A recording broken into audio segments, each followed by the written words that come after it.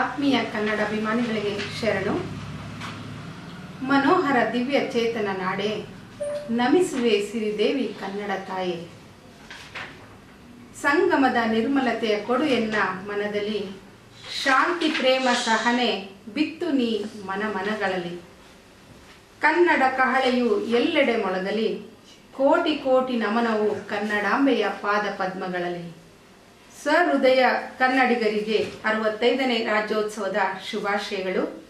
Davanagere Sahitya Parishat November 1ರಿಂದ 30ನೇ ತಾರೀಕಿನವರೆಗೆ ಅಂತರ್ಜಾಲದ ಮೂಲಕ ಆಚರಿಸುತ್ತಿರುವ ಕನ್ನಡ ನುಡಿ ಹಬ್ಬದ 29ನೇ ದಿನದ ಕಾರ್ಯಕ್ರಮ ವೀಕ್ಷಿಸುತ್ತಿರುವ ಕನ್ನಡ ಅಭಿಮಾನಿಗಳಿಗೆ ಹೃತ್ಪೂರ್ವಕ ಸ್ವಾಗತ ಬಯಸುತ್ತೇನೆ.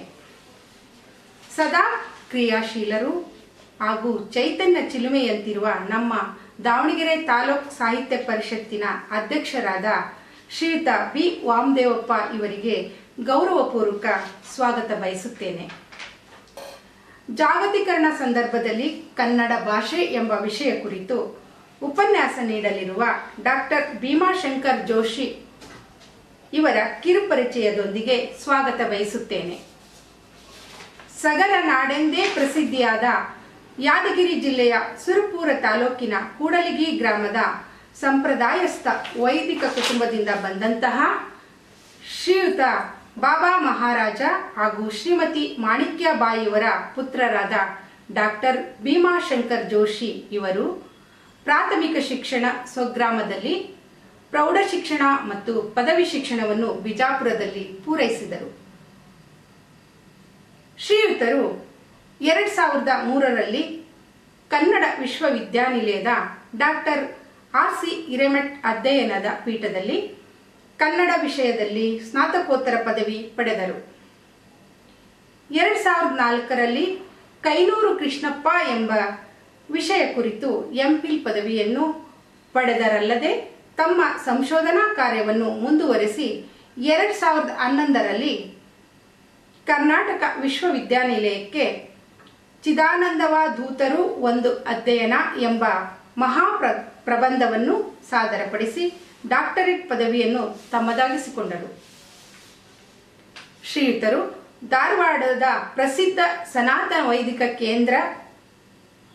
ಕೇಂದ್ರದ ಶ್ರೀಮದ್ ಜಗದ್ಗುರು ಶಂಕರಾಚಾರ್ಯ ಸಂಸ್ಕೃತ ಪಾಠಶಾಲೆಯಲ್ಲಿ ವೇದಾಧ್ಯಯನವನ್ನು ಮಾಡಿ ಪ್ರಸ್ತುತ ಪ್ರಕಟವಾಗುತ್ತಿರುವ ಸಂಸ್ಕೃತ ಶೋಧ ಪ್ರದೀಪ ಎಂಬ ಷಣ್ಮಾಸಿಕ ಪತ್ರಿಕೆಯ ಸಹ ಸಂಪಾದಕರಾಗಿ ಕಾರ್ಯನಿರ್ವಹಿಸುತ್ತಿದ್ದಾರೆ. ವಿವಿಧ ಸ್ಪರ್ಧಾತ್ಮಕ ಪರೀಕ್ಷೆಗಳಿಗೆ ಸಾವಿರಾರು ವಿದ್ಯಾರ್ಥಿಗಳಿಗೆ ಕನ್ನಡ ವಿಷಯ ಬೋಧಿಸಿ ವೃತ್ತಿ ಮಾರ್ಗವನ್ನು ನೀಡಿದ್ದಾರೆ. ಕನ್ನಡ ವ್ಯಾಕರಣ ದರ್ಪಣ, ಚಂದೋಲಂಕಾರ ದರ್ಪಣ, ಭಾರತೀಯ ಅಲಂಕಾರಿಕರು, ಕನ್ನಡ ಕಲ್ಪತರು, ಸ್ತೋತ್ರ ಮಾಣಿಕ್ಯ ಒಟ್ಟು 7 ಪುಸ್ತಕಗಳನ್ನು ಬಿಡುಗಡೆ ಮಾಡಿದ್ದಾರೆ.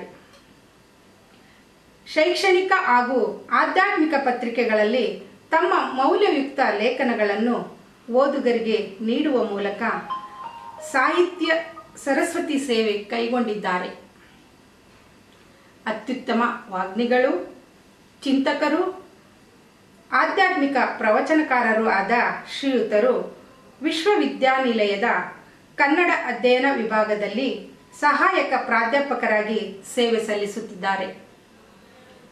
ಡಾಕ್ಟರ್ ಭೀಮಾಶಂಕರ್ ಜೋಶಿ ಅವರಿಗೆ ದಾವಣಗೆರೆ ತಾಲೂಕು ಸಾಹಿತ್ಯ ಪರಿಷತ್ ಪರವಾಗಿ ಹೃದಯಪೂರ್ವಕ ಸ್ವಾಗತವನ್ನು ಬಯಸುತ್ತೇನೆ. ಈ ದಿನದ ಕಾರ್ಯಕ್ರಮದಲ್ಲಿ ಸುಗಮ ಸಂಗೀತ ಗಾಯನ ಮಾಡಲಿರುವ ಶ್ರೀ ತರಳುಬಾಳು ಸೆಂಟ್ರಲ್ ಸ್ಕೂಲ್ ಅನುಭವ ಮಂಟಪ ದಾವಣಗೆರೆ ಕಲಾವಿದರಾಗಿರುವಂತಹ ಕುಮಾರಿ ವೈಷ್ಣವಿ ಭರದ್ವಾಜ್, ಕುಮಾರಿ ರಿತೀಶಾ ಆರ್, ಕುಮಾರಿ ಮನುಶ್ರೀ ಜಿಎಚ್, ಕುಮಾರಿ ಅನುಶ್ರೀ ಬಿಜಿ, ಕುಮಾರಿ ಅನನ್ಯ ಟಿಜೆ, ಶ್ರೀಮತಿ ಪಂಕಜಾಕ್ಷಿ ಎಂ. ಪಕ್ಕವಾದ್ಯದಲ್ಲಿ ತಬಲಾ ಸಾಥ್ ನೀಡಲಿರುವ ಕುಮಾರ್ ಚಿರಂಜೀವಿ ಎಚ್, ಹಾರ್ಮೋನಿಯಂ ಸಾಥ್ ನೀಡಲಿರುವ ಶ್ರೀಯುತ ಕುಮಾರಸ್ವಾಮಿ THM ಹಾಗೂ ಶ್ರೀಯುತ ಮಹಾಬಲೇಶ್ವರ ರಾಮ ಹೆಗ್ಡೆ ಇವರಿಗೆ ಆತ್ಮೀಯ ಸ್ವಾಗತವನ್ನು ಬಯಸುತ್ತೇನೆ. ಈ ಕಾರ್ಯಕ್ರಮದ ದೃಶ್ಯ ಮಾಧ್ಯಮ ರೂವಾರಿಯಾಗಿ ಶ್ರದ್ಧೆಯಿಂದ ಚಿತ್ರೀಕರಣ ಮಾಡಿದ ಚಿರಂಜೀವಿ ಜೀವನ್ ಕೂಲಂಬಿ ಹಾಗೂ ಚಂದ್ರು ಈಶ್ವರ್ ಡಿಜಿಟಲ್ ಸ್ಟುಡಿಯೋದವರಿಗೆ ಪ್ರೀತಿಪೂರ್ವಕ ಸ್ವಾಗತವನ್ನು ಬಯಸುತ್ತೇನೆ. ಪ್ರತ್ಯಕ್ಷವಾಗಿ ಪರೋಕ್ಷವಾಗಿ ಸಹಕರಿಸಿದ ಕನ್ನಡ ಮನಸ್ಸುಗಳಿಗೆ ಅಭಿಮಾನಪೂರ್ವಕ ಸ್ವಾಗತವನ್ನು ಬಯಸುತ್ತೇನೆ. ಈ ಕಾರ್ಯಕ್ರಮ ವೀಕ್ಷಿಸುತ್ತಿರುವ ನಮ್ಮ ಹೆಮ್ಮೆಯ ಕನ್ನಡಿಗರಿಗೆ ಅನಂತ ನಮನಗಳೊಂದಿಗೆ ಸ್ವಾಗತವನ್ನು ಬಯಸುತ್ತೇನೆ. ಕನ್ನಡವೇ ಸತ್ಯ, ಕನ್ನಡವೇ ನಿತ್ಯ. ಜೈ ಭುವನೇಶ್ವರಿ. ನಮಸ್ಕಾರ.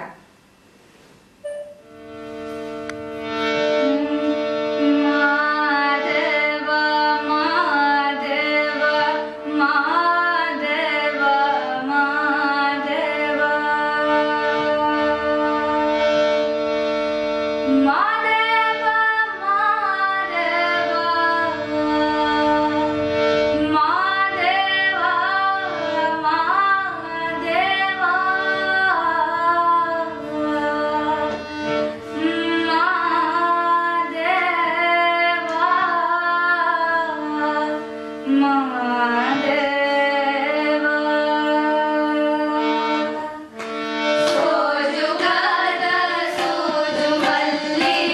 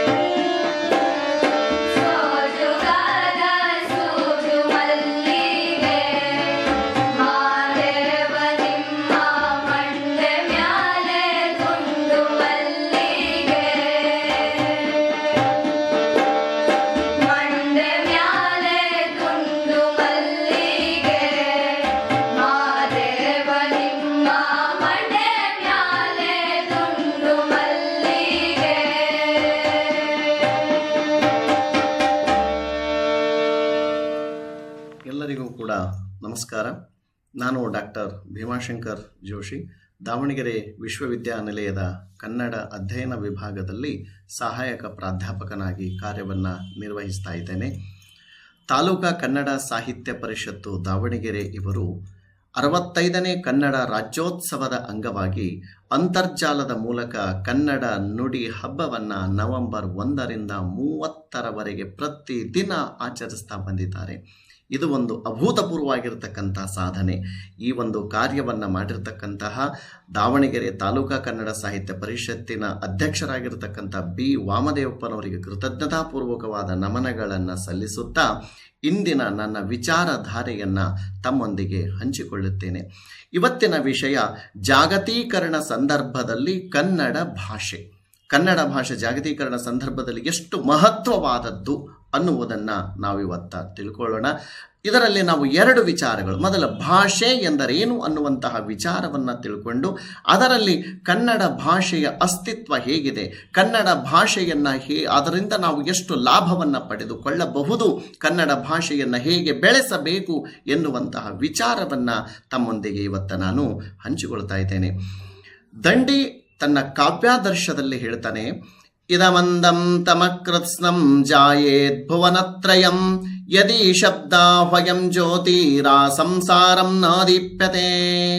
ಅಂದರೆ ಭಾಷೆ ಎಂಬ ಜ್ಯೋತಿಯು ಜೀವನದಲ್ಲಿ ಬೆಳಗದಿದ್ದರೆ 3 ಲೋಕಗಳು ಕತ್ತಲೆಯಲ್ಲಿ ಮುಳುಗಿರುತ್ತಿದ್ದವು ಅನ್ನುವಂತಹ ಈ ಮಾತು ಸಾರ್ವಕಾಲಿಕವಾದ ಸತ್ಯವಾಗಿದೆ. ಇದು ಭಾಷೆಯ ಮಹತ್ವವನ್ನು ಎತ್ತಿ ಸಾರುತ್ತದೆ. ಈ ಭಾಷೆ ನಮ್ಮ ಬದುಕಿನಲ್ಲಿ ಆವರಿಸಿರತಕ್ಕಂತಹ ಕತ್ತಲೆಯನ್ನು ಕಳೆಯುವ ಜ್ಞಾನ ದೀವಿಗೆಯಾಗಿದೆ. ನಾವು ಇವತ್ತಿನ ದಿನ ಸುಸಂಸ್ಕೃತ ವಿದ್ಯಾವಂತರಾಗಿರಲು ಯಾವುದು ಕಾರಣ ಎಂದರೆ ಅದು ಭಾಷೆಯೇ ಅಂತ. ಮಾನವನ ಬದುಕಿಗೆ ಇದು ಉಸಿರಾಟ ಎಷ್ಟು ಮುಖ್ಯನೋ ಅಷ್ಟೇ ಈ ಭಾಷೆನೂ ಕೂಡ ಬಹಳ ಮುಖ್ಯವಾಗಿರ್ತಕ್ಕಂಥದ್ದು. ಹಾಗಾದರೆ ಭಾಷೆ ಎಂದರೆ ಏನು ಅನ್ನುವುದು ಸೂಕ್ಷ್ಮವಾಗಿ ತಿಳ್ಕೊಳ್ಳೋಣ. ಈ ಭಾಷೆ ಎಂಬ ಪದ ಸಂಸ್ಕೃತದ ಭಾಷ್ ಎಂಬ ಧಾತುವಿನಿಂದ ನಿಷ್ಪನ್ನಗೊಂಡಿದೆ. ಭಾಸತೆ ಇತಿ ಭಾಷಾ ಎಂದರೆ ಹೊಳೆ, ಪ್ರಕಾಶಿಸು ಎಂದರ್ಥ. ಒಟ್ಟಿನಲ್ಲಿ ಮಾನವನ ಅಂತರಂಗದಲ್ಲಿನ ಭಾವನೆಗಳು, ವಿಚಾರಗಳು ಬಹಿರಂಗದಲ್ಲಿ ಹೊಳೆಯುವಂತೆ, ಪ್ರಕಾಶಿಸುವಂತೆ ಮಾಡುವುದೇ ಭಾಷೆ.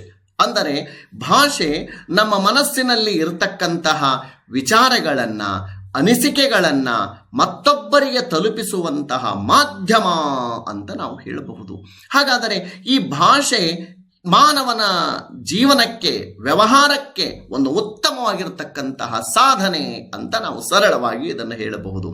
ಮಾತು ಒಂದು ನಮಗೆ ಬಂದರೆ ಸಮಾಜದಲ್ಲಿ ನಾವು ಒಳ್ಳೆಯ ರೀತಿಯಿಂದ ಬಾಳಬಹುದು. ಆದ್ದರಿಂದಲೇ ಕನ್ನಡದ ಪ್ರಸಿದ್ಧ ಗಾದೆ ಹೇಳ್ತದ, ಮಾತು ಬಲ್ಲವ ಮಾಣಿಕ್ಯ ತಂದ, ಮಾತು ಬಾರದವ ಜಗಳ ತಂದ. ಇದು ಮನುಷ್ಯನ ಜೀವನದಲ್ಲಿ ಮಾತಿನ ಮಹತ್ವವನ್ನು ನಮಗ ತಿಳಿಸಿಕೊಡುತ್ತದೆ. ಭರ್ತೃಹರಿ ಶತಕತ್ರಯವನ್ನು ಬರೆದ, ಒಂದು ನೀತಿ ಶತಕ, ಶೃಂಗಾರ ಶತಕ, ವೈರಾಗ್ಯ ಶತಕ ಅಂತ. ಅದರಲ್ಲಿ ನೀತಿ ಶತಕದಲ್ಲಿ ಒಂದು ಮಾತನ್ನು ಹೇಳ್ತಾನೆ, ಭಾಷೆಯ ಮಹತ್ವವನ್ನು. ಈ ಒಂದು ಸ್ತೋತ್ರ ಬಹಳ ಎತ್ತಿ ಸಾರ್ತದೆ ಈ ಶ್ಲೋಕ. ಹೇಗೆ ಅಂತ ಕೇಳಿದರೆ, ಕೇಯೂರಾಣಿನ ಭೂಷಯಂತಿ ಪುರುಷಂ ಹಾರಾನ ಚಂದ್ರೋಜ್ವಲಾ ನ ಸ್ನಾನಂ ನ ವಿಲೇಪನಂ ನ ಕುಸುಮಂ ನಾಲಂಕೃತಾ ಮೂರ್ಧಜಾ ವಾಣ್ಯೇಕಾ ಸಮಲಂಕರೋತಿ ಪುರುಷಂ ಯಾ ಸಂಸ್ಕೃತಾ ಧಾರ್ಯತೆ ಕ್ಷೀಯಂತೆ ಖಲು ಭೂಷಣಾನಿ ಸತತಂ ವಾಗ್ಭೂಷಣಂ ಭೂಷಣಂ. ಅಂದರೆ ಮನುಷ್ಯನಿಗೆ ಒಡವೆಗಳು, ಮುತ್ತಿನ ಹಾರ, ಸ್ನಾನ, ಲೇಪನ, ಹೂವು, ಬಾಚಲ್ಪಟ್ಟ ಕೇಶರಾಶಿ ಇವಾವವು ಗೌರವವನ್ನು ತರುವುದಿಲ್ಲ. ಅವೆಲ್ಲ ಕಾಲಕ್ರಮದಲ್ಲಿ ನಾಶವಾಗುವಂತಹವು. ಸುಸಂಸ್ಕೃತವಾದ ಭಾಷೆಯೊಂದೇ ಶಾಶ್ವತವಾದ ಆಭರಣ ಎಂದು ಭರ್ತೃಹರಿ ಇದರಲ್ಲಿ ತಿಳಿಸಿದ್ದಾನೆ. ಅಂದರೆ ಮನುಷ್ಯನಿಗೆ ಮಾತೆ, ಭಾಷೆನೇ ಬಹಳ ಭೂಷಣ. ಆದ್ದರಿಂದಲೇ ವಾಗ್ಭೂಷಣಂ ಭೂಷಣಂ, ಉಳಿದುವೆಲ್ಲ ಗೌಣ ಅಂತೆ ನಾವು ಹೇಳಬಹುದು. ಈ ಭಾಷೆ ಮಾನವನಿಗೆ ಸಂಸ್ಕೃತಿಯ ಅರಿವನ್ನು ಮೂಡಿಸುತ್ತದೆ. ಆದ್ದರಿಂದಲೇ ಲಿಬ್ನೀಸ್ ಅನ್ನುವಂತಹ ಭಾಷಾ ವಿಜ್ಞಾನಿ ಹೇಳ್ತಾನೆ, ಭಾಷೆ ಮನಸ್ಸಿನ ಅತ್ಯುತ್ತಮವಾದ ಕನ್ನಡಿಯಾಗಿದೆ. ಶಬ್ದಗಳ ಮರ್ಮವನ್ನ ಸರಿಯಾಗಿ ಗ್ರಹಿಸಿದರೆ ಆ ಭಾಷೆಯನ್ನಾಡುವವರ ಮನೋವೃತ್ತಿ ಸ್ಪಷ್ಟವಾಗ್ತದೆ. ಒಂದು ಜನಾಂಗದ ಸಂಸ್ಕೃತಿಯನ್ನು ತಿಳಿಯುವುದಕ್ಕೆ ಭಾಷೆಗಿಂತ ಉತ್ಕೃಷ್ಟವಾದ ಸಾಧನ ಬೇರೊಂದಿಲ್ಲ ಅನ್ನುವಂತಹ ಲಿಬ್ನೀಸ್ ಮಾತು ಅಕ್ಷರಶಃ ಸತ್ಯ ಅಂತ ಹೇಳಬಹುದು. ಆದ್ದರಿಂದಲೇ ನಾಲಗೆ ಕುಲಮನರುಹಿತ್ತು ಎಂಬ ಕವಿವಾಣಿಯು ಮನುಷ್ಯನು ಆಡುವ ಮಾತಿನಿಂದ ಆತನು ಬೆಳೆದ ಬಂದ ಸಂಸ್ಕೃತಿಯನ್ನು ಗುರುತಿಸಬಹುದು. ನಾವು ಹೇಳ್ತೀವಿ, ಮಾತಾಡಿದರೆ ಸಾಕು, ಓ ಎಂಥ ಸಂಸ್ಕೃತಿಯಪ್ಪ, ಎಷ್ಟು ಚಂದ ಮಾತಾಡ್ತೀಯಪ್ಪ ನೀನಂತ ತಿಳ್ಕೊಂಡು ನಾವು ಹೇಳ್ತೀವಿ. ಆದ್ದರಿಂದಲೇ ಸರ್ವಜ್ಞ ಈ ಭಾಷೆಯ ಈ ಮಾತಿನ ಮಹತ್ವವನ್ನ ತಿಳಿಸ್ತಾನೆ. ಮಾತಿ ನಿಮ್ ನಡೆ ನುಡಿಯು, ಮಾತಿ ನಿಮ್ ಹಗೆ ಕೊಲೆಯು, ಮಾತಿ ನಿಮ್ ಸರ್ವ ಸಂಪದವು, ಮಾತಿ ನಿಮ್ ಸರ್ವ ಸಂಪದವು ಲೋಕಕ್ಕೆ, ಮಾತೆ ಮಾಣಿಕವು ಸರ್ವಜ್ಞ. ಈ ಮಾತಿನನ್ನು ನೋಡಿದಾಗ ಮಾತಿನಿಂದಲೇ ನಮ್ಮ ನಡೆನುಡಿ ವ್ಯಕ್ತವಾಗ್ತದ. ಯಾರಾದರೂ ಚಲೋ ಮಾತಾಡೋರಿದ್ರೆ ಎಷ್ಟು ಚಂದ ಮಾತಾಡ್ತಾರಪ್ಪ, ಏನು ನಡೆ ಏನು ನುಡಿ, ಮಾತಿನಿಂದಲೇ ನಮ್ಮ ನಡೆನುಡಿ ಗೊತ್ತಾಗ್ತದ. ಆದ್ದರಿಂದ ಅಷ್ಟೇ ಅಲ್ಲ, ಈ ಮಾತು ಇದರಿಂದ ವೈರತ್ವಗಳು, ಇದರಿಂದ ಕೊಲೆ ಸುಲಿಗೆಗಳಾಗ್ತಾವ. ಅವ ಹಂಗಂದ, ಅದಕ್ಕೆ ಅವನ ಕೊಲೆ ಮಾಡೇ ಬಂದೆ ನಾನು ಅಂತಾರೆ. ಅಂದ್ರೆ ಮಾತಿನಿಂದಲೇ ಹಾಗೆ ಕೊಲೆಗಳು. ಆದ್ದರಿಂದಲೇ ಮಾತು ನಮಗೆ ಸರ್ವ ಸಂಪದ ಆಗ್ಯದ ಅನ್ನುವಂತಹ ಸರ್ವಜ್ಞನ ಮಾತು ಈ ಮಾತಿನ ಶ್ರೇಷ್ಠತೆಯನ್ನ, ಭಾಷೆಯ ಶ್ರೇಷ್ಠತೆಯನ್ನ ಎತ್ತಿ ಸಾರುತ್ತದೆ. ಒಟ್ಟಿನಲ್ಲಿ ನಾವು ಹೇಳೋದಂದ್ರೆ, ಒಂದು ಜನಾಂಗದ ಸಂಸ್ಕೃತಿ ಹಾಗೂ ಅವರ ಮನೋವೃತ್ತಿ ಇವೆರಡೂ ತಿಳಿಯುವುದು ಅವನಾಡುವ ಭಾಷೆಯಿಂದಲೇ ಅಂತ ನಾವು ಹೇಳಬಹುದು. ಇಂತಹ ಭಾಷೆಗಳು ಒಂದಲ್ಲ, ಭಾರತದಲ್ಲಿ ಜಗತ್ತಿನಾದ್ಯಂತ ಸಾಕಷ್ಟು ಭಾಷೆಗಳವ. ಭಾರತದಲ್ಲಿ ಹಲವಾರು ಜನಾಂಗ, ಹಲವಾರು ಧರ್ಮ, ಹಲವಾರು ಸಂಸ್ಕೃತಿಗಳು ಇರುವಂತೆ ಹಲವಾರು ಭಾಷಾ ಕುಟುಂಬಗಳು ಇವೆ. ಅವುಗಳಲ್ಲಿ ಮೊದಲನೇ ಸ್ಥಾನವನ್ನ ಇಂಡೋ ಯುರೋಪಿಯನ್ ಪರಿವಾರದ ಇಂಡೋ ಆರ್ಯನ್ ಭಾಷೆಗಳು ಪಡೆದುಕೊಂಡರೆ, ಎರಡನೆಯ ಸ್ಥಾನವನ್ನ ದ್ರಾವಿಡ ಭಾಷೆಗಳು ಪಡೆದುಕೊಂಡಿವೆ. ಈ ದ್ರಾವಿಡ ಭಾಷೆಯನ್ನ ಸುಮಾರು 20 ಕೋಟಿ ಜನರು ದ್ರಾವಿಡ ಭಾಷೆಯನ್ನ ಮಾತಾಡ್ತಕ್ಕಂಥವರು ಇದ್ದಾರೆ. ಇಂದು ಸುಮಾರು ಹೆಚ್ಚು ಕಡಿಮೆ 125 ದ್ರಾವಿಡ ಭಾಷೆ ಮತ್ತು ಉಪಭಾಷೆಗಳು ಅಂತ ಗುರುತಿಸಲಾಗಿದೆ. ಇನ್ನೂ ಹೆಚ್ಚಾಗಬಹುದು. ಹಾಗೆ ಉಪಭಾಷೆಗಳ ಸಂಖ್ಯೆ ಹೆಚ್ಚುತ್ತಾನೆ ಹೋಗ್ತದ. ಈ ಒಟ್ಟು ದ್ರಾವಿಡ ಭಾಷೆಗಳಲ್ಲಿ ಕನ್ನಡ, ತಮಿಳು, ತೆಲುಗು, ಮಲಯಾಳಂ ಮತ್ತು ತುಳು ಈ ಭಾಷೆಗಳನ್ನು ಪಂಚದ್ರಾವಿಡ ಭಾಷೆಗಳು ಅಂತ ಕರೀತಾರೆ. 5 ಮುಖ್ಯವಾಗಿರತಕ್ಕಂಥ ಭಾಷೆಗಳು. ಈ ಪಂಚದ್ರಾವಿಡ ಭಾಷೆಗಳು 5 ಕೂಡ ಇವೆಲ್ಲ ದಕ್ಷಿಣ ಭಾರತದಲ್ಲೇ ಕೇಂದ್ರೀಕೃತವಾಗ್ಯವ. ದಕ್ಷಿಣ ಭಾರತದಲ್ಲಿ ಈ 5 ಭಾಷೆಗಳವ. ಈ ಕನ್ನಡ ದಕ್ಷಿಣ ದ್ರಾವಿಡ ಭಾಷಾ ಪರಂಪರೆಗೆ ಸೇರಿದ. ಒಟ್ಟಿನಲ್ಲಿ ಉತ್ತರ ದ್ರಾವಿಡ, ಮಧ್ಯ ದ್ರಾವಿಡ, ದಕ್ಷಿಣ ದ್ರಾವಿಡ ಅಂತ 3 ವಿಭಾಗ ಮಾಡ್ತಾರೆ. ಅದರೊಳಗೆ ನಮ್ಮ ಕನ್ನಡ ದಕ್ಷಿಣ ದ್ರಾವಿಡ ಭಾಷೆಗೆ ಸೇರಿರ್ತಕ್ಕಂಥದ್ದು. ಸುಮಾರು 2500 ವರ್ಷಗಳಷ್ಟು ಪುರಾತನ ಇತಿಹಾಸವುಳ್ಳ ಕನ್ನಡ ಭಾಷೆ ಜಗತ್ತಿನ ಸರ್ವಶ್ರೇಷ್ಠ ಭಾಷೆಗಳಲ್ಲಿ ಒಂದಾಗಿದೆ. ನಾವು ನಮ್ಮ ಭಾಷೆ ನಮ್ಮ ಭಾಷೆ ಶ್ರೇಷ್ಠ ಅಂತ ಹೇಳ್ತೀವಿ. ಹಾಗಂತ ಬೇರೆ ಭಾಷೆಯನ್ನು ಪ್ರೀತಿಸಬಾರದು ಅಂತಲ್ಲ, ಬೇರೆ ಸಂಸ್ಕೃತಿಯನ್ನ ಪ್ರೀತಿಸು, ನಿನ್ನ ಸಂಸ್ಕೃತಿಯಲ್ಲಿ ಜೀವಿಸು, ಅದು ಬಹಳ ಮುಖ್ಯ. ನಾವು ಕನ್ನಡವೇ ಶ್ರೇಷ್ಠ, ಕನ್ನಡನೇ ಮಾತಾಡು ಅಂತ ಹೇಳ್ತಾ ಇಲ್ಲ. ಕನ್ನಡ ಮಾತಾಡಬೇಕು, ಆದರೆ ಬೇರೆ ಭಾಷೆಯನ್ನು ಕಲಿ, ಬೇರೆ ಸಂಸ್ಕೃತಿಯನ್ನು ಪ್ರೀತಿಸು, ನಿನ್ನ ಸಂಸ್ಕೃತಿಯಲ್ಲಿ ಜೀವಿಸು ಎನ್ನುವಂಥ ಲೋಕವಾಣಿಯಂತೆ ನಮ್ಮತನದ ಬಗ್ಗೆ ನಮಗೆ ಅಭಿಮಾನವಿರಬೇಕು, ನಮ್ಮ ಭಾಷೆಯ ಬಗ್ಗೆ ನಮಗೆ ಅಭಿಮಾನವಿರಬೇಕು. ಭಾವಿ ಭವಿಷ್ಯಕ್ಕಾಗಿ ಕನ್ನಡದ ಪಾಂಚಜನ್ಯ ಮೊಳಗಬೇಕಾಗ್ಯದ. ಕನ್ನಡದ ಪಾಂಚಜನ್ಯವನ್ನು ನಾವೆಲ್ಲೆಡೆ ಬೆಳೆಸಬೇಕಾಗ್ಯದ, ಅದನ್ನು ಊದಬೇಕಾಗಿದೆ. ಸತ್ವಶಾಲಿಯಾಗಿರತಕ್ಕಂತಹ ಕನ್ನಡಿಗರಿಂದ ಮಾತ್ರ ಇದು ಸಾಧ್ಯ. ನಮ್ಮ ಭಾಷೆಯನ್ನು ಬೆಳೆಸೋರು ನಾವಲ್ಲವೇ? ನಾವು ಬೆಳೆಸೋಣ ಈ ಭಾಷೆಯನ್ನು, ನಾವು ಉಳಿಸೋಣ ಈ ಭಾಷೆಯನ್ನು. ಜಗತ್ತಿನಾದ್ಯಂತ ಈ ಭಾಷೆಯನ್ನು ಇನ್ನೂ ಹೆಚ್ಚು ಬೆಳೆದದ, ಇನ್ನೂ ಹೆಚ್ಚೆಚ್ಚು ಇದನ್ನು ನಾವು ಬೆಳೆಸಬೇಕು. ಇದು ನಮ್ಮ ಅಸ್ಮಿತೆಯ ಪ್ರಶ್ನೆಯಾಗಿದೆ. ನಾವು ಕೇವಲ ಏನು ಮಾಡ್ತಾ ಇದ್ದೀವಿ ಅಂತ ಕೇಳಿದ್ರೆ, ಗತಕಾಲದ ವೈಭವವನ್ನು ನೆನೆತಾ ಕೂತೀವಿ ನಾವು. ನಮ್ಮ ಜನ ಹಿಂಗ ಕುರಿತೋದರೆಯಂ ಕಾವ್ಯ ಪ್ರಯೋಗ ಪರಿಣತಿ ಮತಿಗಳು ಹಂಗಿದ್ರು ಆ ರೀತಿ ಇದ್ರು, ಹಿಂಗ ಗಂಗಾ ಕದಂಬ ರಾಷ್ಟ್ರಕೂಟರು ನಮ್ಮ ರಾಜ್ಯವನ್ನು ಆಳಿದರು, ವಿಜಯನಗರ ಸಾಮ್ರಾಜ್ಯದಲ್ಲಿ ಮುತ್ತು ರತ್ನಗಳನ್ನು ಇಟ್ಟು ಮಾರ್ತಾ ಇದ್ರು ಮಾರ್ಕೆಟ್ನಲ್ಲಿ. ಈ ರೀತಿ ಬರೀ ನಾವು ಗತಕಾಲದ ವೈಭವವನ್ನು ನೆನೆತಾ ಕೂತೀವೇ ವಿನಃ ಈಗ ನಾವು ಏನು ಮಾಡಬೇಕಾಗಿದೆ ಅದರ ಬಗ್ಗೆ ನಾವು ಎಳ್ಳಷ್ಟು ವಿಚಾರಿಸ್ತಾ ಇಲ್ಲ. ಹೆಚ್ಚೆಚ್ಚು ಇದರ ಬಗ್ಗೆ ನಾವು ತೊಡಗಿಸಿಕೊಳ್ಳಬೇಕು. ಅದಕ್ಕೆ ರಾಮಚಂದ್ರ ಶರ್ಮರ, BC ರಾಮಚಂದ್ರ ಶರ್ಮರವರು ಒಂದು ಕಡೆ ಹೇಳ್ತಾರೆ, ನೆನ್ನೆ ವೈಭವದ ಭೂತಗಣವೇ ಕುಣಿದಿದೆ. ಯುಗ ಯುಗಾಂತರದ ನಾಡ ಹಿರಿಮೆ ಕನಸ ಮತ್ತೆ ಕನಸಿ ನೆನಹ ಜೊಲ್ಲ ಬೆರಸಿ ತ್ವನೆಸಿ ನಾಡ ತಣಿದಿದೆ. ಮೆಲಕು ಹಾಕಿ ಹಾಕಿ ದವಡೆ ದಣಿದಿದೆ. ಅಳಿದ ಸಿರಿಯ ಅಣಕುವಾಡು ಒಂದೇ ಸಮನೆ ನಡೆದಿದೆ. ಇದನ್ನೆಲ್ಲ ಕೇಳಿದಾಗ ಬರೀ ನಾವು ಗತಕಾಲದ ವೈಭವ ಆಗಿ ಹೋಗಿದ್ದನ್ನು ನಮ್ಮದು ಹಂಗ, ನಮ್ಮ ಭಾಷೆ ಇಷ್ಟು ಶ್ರೀಮಂತಿತ್ತು ಇದನ್ನೇ ಹೇಳ್ಕೊತ ಕೂಡ್ತೀವಿ. ನಮ್ಮ ಕರ್ತವ್ಯ ಏನು? ನಮ್ಮ ಪೂರ್ವಜರು ಹಂಗಿದ್ರು, ನಮ್ಮ ಅಜ್ಜ ಹಂಗಿದ್ದ, ನಮ್ಮ ಮುತ್ತಜ್ಜ ಹಂಗಿದ್ದ. ಕರೆ ನಾವು ಹೆಂಗಿದ್ದೀವಿ? ನಾವು ಏನು ಮಾಡಬೇಕಾಗಿದೆ ನಾಡಿಗಾಗಿ? ಜನನೀ ಜನ್ಮಭೂಮಿಶ್ಚ ಸ್ವರ್ಗಾದ ಬಿಗರೀಯಸಿ. ಹೆತ್ತ ತಾಯಿ ಹೊತ್ತ ನಾಡು ಸ್ವರ್ಗಕ್ಕಿಂತ ಮಿಗಿಲು ಅಂತ ಹೇಳ್ತೀವಿ. ಆ ನಾಡಿಗಾಗಿ ನಾವು ಏನು ಮಾಡ್ತಾ ಇದ್ದೀವಿ? ಕೇವಲ ಗತಕಾಲದ ವೈಭವವನ್ನು ನೆನೆಯುತ್ತಾ ನಾವು ಕುಳಿತಿದ್ದೇವೆ. ಈಗ ಸಂಸ್ಕೃತದಂತಹ ಶ್ರೇಷ್ಠ ಭಾಷೆ ನಮ್ಮ ಭಾಷೆಯಿಂದ ಖಿಲವಾಗುತ್ತಾ ನಡೆದು ಹೋಯಿತು. ಆದರೆ ಸಂಸ್ಕೃತ ಭಾಷೆ ನಮ್ಮ ದೇಶಕ್ಕಿಂತ ಹೊರದೇಶದಲ್ಲಿ ಈಗ ಅದು ಬದುಕಿರುತ್ತದೆ. ಅದನ್ನು ಎಲ್ಲ ದೇಶಗಳಲ್ಲೂ ಕೂಡ ಅದನ್ನು ಸ್ವೀಕರಿಸರೆ ಬಾಳಿರುತ್ತದೆ. ಯಾರು ಕೃಷ್ಣಶಾಸ್ತ್ರಿಗಳು ಹೇಳ್ತಕ್ಕಂಥ ಮಾತು. ಆದರೆ ಕನ್ನಡ ಭಾಷೆ ಭಾರತದ ದಕ್ಷಿಣ ಭಾಗದ ಒಂದು ಅಂಗೈ ಅಗಲ ಬಿಟ್ಟರೆ ಬೇರೆಲ್ಲಿಯೂ ಇಲ್ಲ. ನಮ್ಮ ಕನ್ನಡವನ್ನು ಉಳಿಸೋರು ನಾವು, ಬೆಳೆಸೋರು ನಾವು. ಅದಕ್ಕಾಗಿ ಆ ಕಾರ್ಯ ನಮ್ಮಿಂದ ಮಾತ್ರ ಸಾಧ್ಯ. ಅದಕ್ಕಾಗಿ ಈ ಕನ್ನಡ ಭಾಷೆಗಾಗಿ ನಾವು ಹೆಚ್ಚೆಚ್ಚು ಅದರ ಬೆಳವಣಿಗೆಗಾಗಿ ಹೆಚ್ಚು ಪರಿಶ್ರಮ ಪಡಬೇಕು. ಆಮೇಲೆ ಮತ್ತೊಂದು ಹೇಳೋದಂತ ಕೇಳಿದರೆ, ಹೆಚ್ಚು ಬೇರೆ ಭಾಷೆಗಳನ್ನು ಓದುತ್ತಾ ಅಲ್ಲಿರ್ತಕ್ಕಂಥ ಒಳ್ಳೊಳ್ಳೆ ಗ್ರಂಥಗಳನ್ನು ತರ್ಜುಮೆ ಮಾಡುವಂತಹ ಕಾರ್ಯವನ್ನು ಮಾಡಬೇಕು.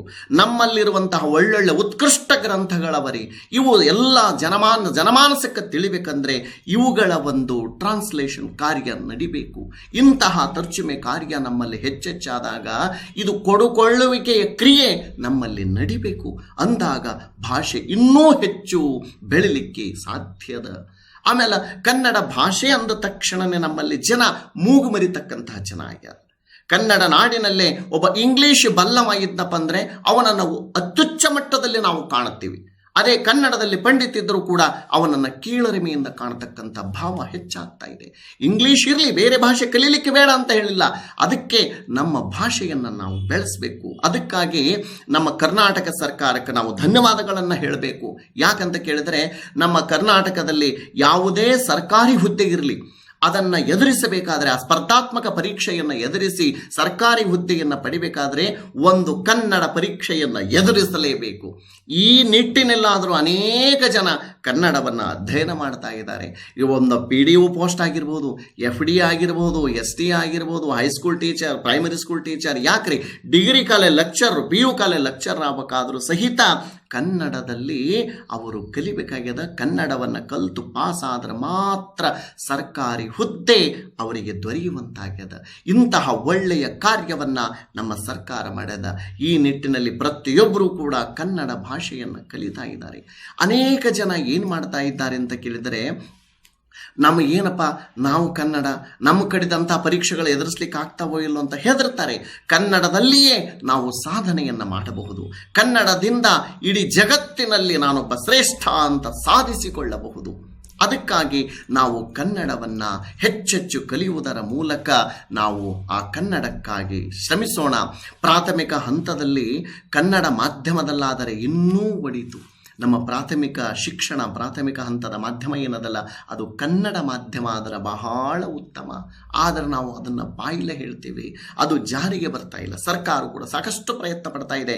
ಆದರೆ ಇದಕ್ಕೆ ಸರ್ಕಾರ ಏನು ಮಾಡಿತು ಅನ್ನೋದಕ್ಕಿಂತ ಸರ್ಕಾರಕ್ಕಿಂತ ಪಾಲಕರ ಒಮ್ಮತ ಬೇಕು. ನನ್ನ ಮಗನಿಗೆ ನಾನು ಕನ್ನಡದಲ್ಲಿ ಕಲಿಸ್ತೀನಿ, ಕನ್ನಡ ಮಾಧ್ಯಮದಲ್ಲಿ ಕಲಿಸ್ತೀನಿ ಅನ್ನುವಂತಹ ವಿಚಾರ ಅದು ಏನಾಗಬೇಕು, ಪಾಲಕರ ಮನಸ್ಸಿನಲ್ಲಿ ಬರಬೇಕು. ಕನ್ನಡ ಮಾಧ್ಯಮದಲ್ಲಿ ಕಲಿತರೆ ಉಳಿದವರ ಜೊತೆ ನಾವು ಸ್ಪರ್ಧಿಸಲಾಗುವುದಿಲ್ಲ ಎಂಬ ಕೀಳರಿಮೆ ಏನಾಗಬೇಕು, ವಿದ್ಯಾರ್ಥಿಗಳಿಂದ ತೊಲಗಬೇಕಾಗಿದೆ. ಬಹಳ ಜನ ಅದನ್ನು ಅನ್ಕೊಂಡ್ಬಿಟ್ಟಾರೆ, ನಾವು ಕನ್ನಡ ಮಾಧ್ಯಮದಲ್ಲಿ ಕಲಿತ್ರೆ ಮುಂದೆ ನಮಗೆ ಫ್ಯೂಚರ್ ಇಲ್ಲ, ಭವಿಷ್ಯ ಇಲ್ಲ, ಅದಕ್ಕಾಗಿ ನಾವು ಈಗಲಿಂದಲೇ ಇಂಗ್ಲೀಷ್ ಮಾಧ್ಯಮದಲ್ಲಿ ಕಲಿತೀವಿ ಅಂತ. ಪ್ರಾಥಮಿಕ ಹಂತದಲ್ಲಿ ಮನೆಯಲ್ಲೇ ಆಡತಕ್ಕಂಥ ಭಾಷೆ ಮತ್ತು ಶಾಲೆಯಲ್ಲಿ ಕಲಿತಕ್ಕಂಥ ಭಾಷೆ ಎರಡೂ ಒಂದೇ ಆದರೆ ಕಲಿಕೆ ಮತ್ತು ಜೀವನ ಎರಡೂ ಒಂದೇ ಅನ್ನುವಂತಹ ಭಾವ ವಿದ್ಯಾರ್ಥಿಯಲ್ಲಿ ಮೂಡುತ್ತದೆ. ಅದಕ್ಕಾಗಿ ಆ ಕನ್ನಡವನ್ನು ನಾವು ಮಾತೃಭಾಷಾ ಹಂತದಲ್ಲಿ ಪ್ರಾಥಮಿಕ ಹಂತದಲ್ಲಿ ನಾವು ಕಲಿತ್ರೆ ಮಕ್ಕಳ ಮನಸ್ಸಿನ ಮೇಲೆ ಬಹಳ ಪರಿಣಾಮ ಬೀರ್ತದೆ. ಅದಕ್ಕೆ ಯಾರಾದರೇನು ಹೆತ್ತ ತಾಯಿಯಂತೆ ಯಾರಾದರೂ ಆಗಲಿಕ್ಕೆ ಸಾಧ್ಯನಾ? ಅದಕ್ಕೆ ಕನ್ನಡವೇ ನಮ್ಮಮ್ಮ, ಅವಳು ನಮ್ಮ ಕೈಯನ್ನು ಬಿಡುವುದಿಲ್ಲ. ಅದಕ್ಕೆ ಎಂತಹ ವ್ಯಕ್ತಿಗಳು ನಮಗೆಷ್ಟೇ ಪ್ರೀತಿಯಿಂದ ನೋಡಿಕೊಂಡಾರಂದ್ರು ತಾಯಿಯಷ್ಟು ಪ್ರೀತಿಯಿಂದ ಯಾರಾದರೂ ನೋಡಿಕೊಳ್ಳಿಕ್ಕೆ ಸಾಧ್ಯನಾ? ಹೌದಲ್ಲ? ಮಾತಾ ಸಮಂ ನಾಸ್ತಿ ಶರೀರ ಪೋಷಣ. ಅದಕ್ಕೆ ಆ ತಾಯಿಗೆ ಸಮಾನವಾಗಿರ್ತಕ್ಕಂಥವ್ರು ಯಾರೂ ಇಲ್ಲ. ಆ ರೀತಿಯಾಗಿ ಆ ತಾಯಿ ಹೇಗೋ ಹಂಗ ಈ ತಾಯಿ ಭಾಷೆ, ಈ ಮಾತೃಭಾಷೆ ನಮ್ಮ ಕೈ ಬಿಡುವುದಿಲ್ಲ ಅನ್ನುವಂತಹ ನಂಬಿಕೆ ನಮ್ಮಲ್ಲಿ ಹೆಚ್ಚಾಗಬೇಕು. ಆಮೇಲೆ ಈ ಕನ್ನಡದಲ್ಲೇ IAS ಮಾಡಿ ಯಶಸ್ವಿಯಾಗಿರ್ತಕ್ಕಂತಹ ಕೆಲವು ಯಶೋಗಾಥೆಗಳನ್ನು ನಿಮ್ಮ ಮುಂದೆ ನಾನು ಹೇಳ್ತೀನಿ.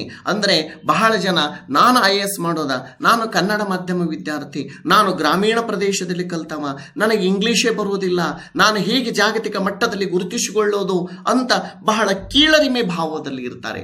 ಆದ್ದರಿಂದ ಇಂಥವರಿಗೆ ನಾವು ಕನ್ನಡದಲ್ಲೇ ಕಲಿತು ಕನ್ನಡದಲ್ಲೇ ಯಶಸ್ವಿಯಾಗಿರ್ತಕ್ಕಂತಹ ಯಶೋಗಾಥೆಯನ್ನು ಹೇಳುವುದರ ಮೂಲಕ ಕನ್ನಡ ನಾಡು ನುಡಿಯ ಬಗ್ಗೆ ಅವರಲ್ಲಿ ಅಭಿಮಾನವನ್ನು ಉಕ್ಕಿಸಬೇಕು.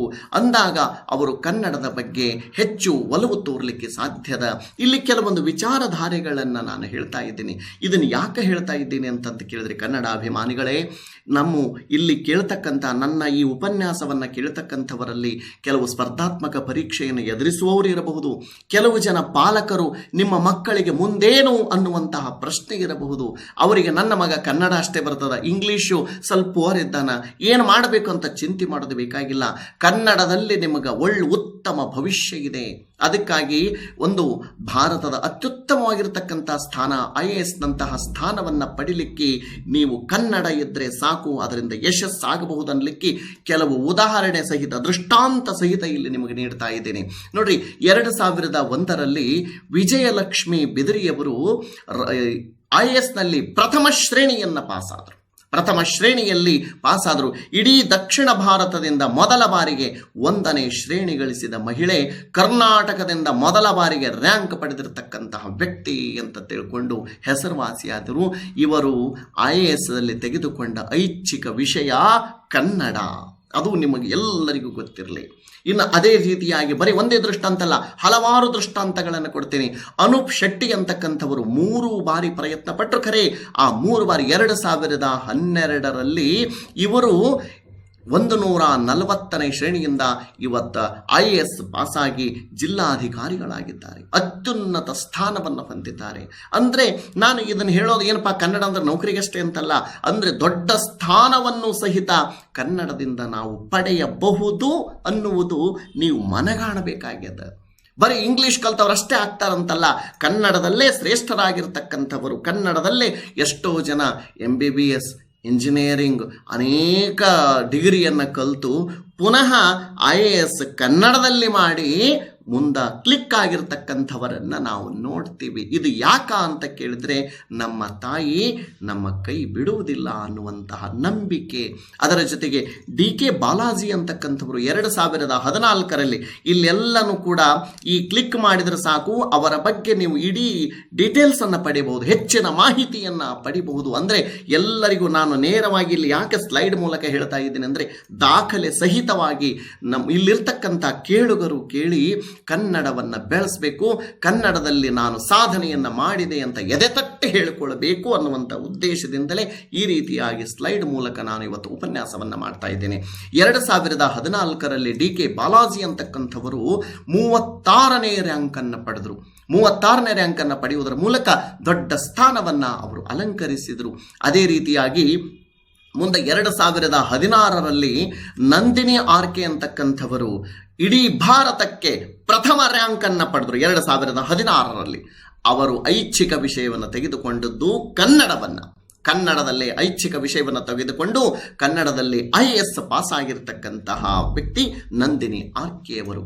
ಅದೇ ರೀತಿಯಾಗಿ ಮೇಘಾಶ್ರೀ ಅಂತಕ್ಕಂಥವರು 2016ರಲ್ಲಿ IAS ಅನ್ನು ಪಾಸಾಗಿರ್ತಕ್ಕಂಥವರು. ಅದರ ಜೊತೆಗೆ ಕನ್ನಡದಲ್ಲೇ ಐಚ್ಛಿಕ ವಿಷಯವನ್ನು ತೆಗೆದುಕೊಂಡರು. ಇಲ್ಲಿರ್ತಕ್ಕಂಥ ಎಲ್ಲರೂ ಕೂಡ ಕನ್ನಡದಲ್ಲಿ ಐಚ್ಛಿಕ ವಿಷಯವನ್ನು ತೆಗೆದುಕೊಂಡರು. ಇನ್ನು ಧ್ಯಾನ್ ಚಂದ್ರ ಅವರು 2016ರಲ್ಲಿ 47ನೇ ರ್ಯಾಂಕ್ ಪಡೆಯುವುದರ ಮೂಲಕ ಐಚ್ಛಿಕ ವಿಷಯ ಕನ್ನಡವನ್ನು ತೆಗೆದುಕೊಂಡು ಯಶಸ್ವಿಯಾದರು. ಈ ಎಲ್ಲ ಯಶೋಗಾಥೆಗಳು ನಮ್ಮ ವಿದ್ಯಾರ್ಥಿಗಳಲ್ಲಿ ಇಲ್ಲಿ ಕೇಳ್ತಕ್ಕಂಥವ್ರು, ನಾನು ಆಗಲೇ ಹೇಳಿದೆ, ಪಾಲಕರಿದ್ದರೆ ಮಕ್ಕಳಲ್ಲಿ ಜಾಗೃತಿಯನ್ನು ಮೂಡಿಸ್ರಿ. ನೀನು ಕೂಡ ಉನ್ನತ ಅಧಿಕಾರಿ ಆಗಬಹುದು, KS ಮಾಡುವುದು, IAS ಮಾಡಬಹುದು, ಒಂದು ಉನ್ನತ ಸ್ಥಾನಕ್ಕೆ ಹೋಗಬಹುದು. ಕನ್ನಡ ಅನ್ನುವಂತಹದ್ದು ಇತ್ತೀಚೆಗೆ ಇಂಜಿನಿಯರಿಂಗ್, ಮೆಡಿಕಲ್ ಸಹಿತ ಕನ್ನಡದಲ್ಲಿ ಕಲಿಯಬಹುದು ಅನ್ನುವಂತಹ ಹೊಸ ವಿಚಾರಗಳು ತಮಗೆಲ್ಲ ಪೇಪರ್ನಲ್ಲಿ ಓದ್ತಾ ಇದ್ದೀರಿ, ಅದನ್ನು ಕೂಡ ಗೊತ್ತಿರತಕ್ಕಂಥದ್ದು. ಆಮೇಲೆ ಹಾಗಾಗಿ ಕನ್ನಡಕ್ಕೆ ಉದ್ಯೋಗದ ಅವಕಾಶಗಳು ಇವೆ, ನಮಗೆ ಭವಿಷ್ಯನೂ ಅದ. ಅದಕ್ಕಾಗಿ ಇಂತಹ ಉದಾಹರಣೆಗಳನ್ನು ನೋಡುವುದರ ಮೂಲಕ ನಾವು ಇದರಿಂದ ಜಾಗೃತಗೊಳ್ಳಬೇಕು. 2019ರಲ್ಲಿ ವಿತ್ ಡಾಕ್ಯುಮೆಂಟ್ ಕೊಡ್ತಾ ಇದ್ದೆ ನಿಮಗೆ. 2019ರಲ್ಲಿ ಮೇಘನಾ ಕೆ ಅವರು 465ನೇ ರ್ಯಾಂಕ್ ಬರುವುದರ ಮೂಲಕವಾಗಿ IAS ಮಾಡಿ ಅವರು ಜಿಲ್ಲಾಧಿಕಾರಿ ಆಗಿರತಕ್ಕಂಥವರು. ಅವರು ಕೂಡ ಕನ್ನಡದಲ್ಲಿ ಯಾವುದು ಐಚ್ಛಿಕ ವಿಷಯವನ್ನು ತೆಗೆದುಕೊಂಡಿರ್ತಕ್ಕಂಥವರು. ಇನ್ನು ಎಲ್ಲದಕ್ಕೂ ಮತ್ತೊಂದು ವಿಷಯ ಹೇಳ್ತೇನೆ. ಆಗಲೇ ಒಂದು ಮಾತನ್ನು ಹೇಳಿದೆ, MBBS ಗ್ರ್ಯಾಜುಯೇಟ್ ಮಾಡಿರ್ತಕ್ಕಂತಹ ಈ ವಿದ್ಯಾರ್ಥಿ ಅಭಿಷೇಕ್ ಗೌಡ ಅವರು ಹೆಂಗಪ್ಪ ಅಂತ ಕೇಳಿದರೆ, ಕನ್ನಡ ಮೀಡಿಯಂದಲ್ಲಿ ಕಲ್ತಿರ್ತಕ್ಕಂಥ ಇವರು ಕನ್ನಡ ಮಾಧ್ಯಮದಲ್ಲಿ ಕಲಿತು MBBS ಅನ್ನು ಮಾಡಿ 2020ರಲ್ಲಿ, ಬಹಳ ವರ್ಷ ಏನಾಗಿಲ್ಲ, 2020ರಲ್ಲಿ 278ನೇ ರ್ಯಾಂಕ್ ಪಡೆಯುವುದರ ಮೂಲಕ ಉನ್ನತ ಹುದ್ದೆಯನ್ನು ಅಲಂಕರಿಸಿದರು. ಅವರು ಕನ್ನಡವನ್ನೇ ಐಚ್ಛಿಕ ವಿಷಯವಾಗಿ ತೆಗೆದುಕೊಂಡಿರ್ತಕ್ಕಂಥವರು. ಅದೇ ರೀತಿಯಾಗಿ ನೋಡ್ರಿ, ದರ್ಶನ್ ಕುಮಾರ್ ಅವರು, ಇವರಂತರೂ ಒಂದು ಇತಿಹಾಸವನ್ನೇ ಸೃಷ್ಟಿಸಿಬಿಟ್ರು.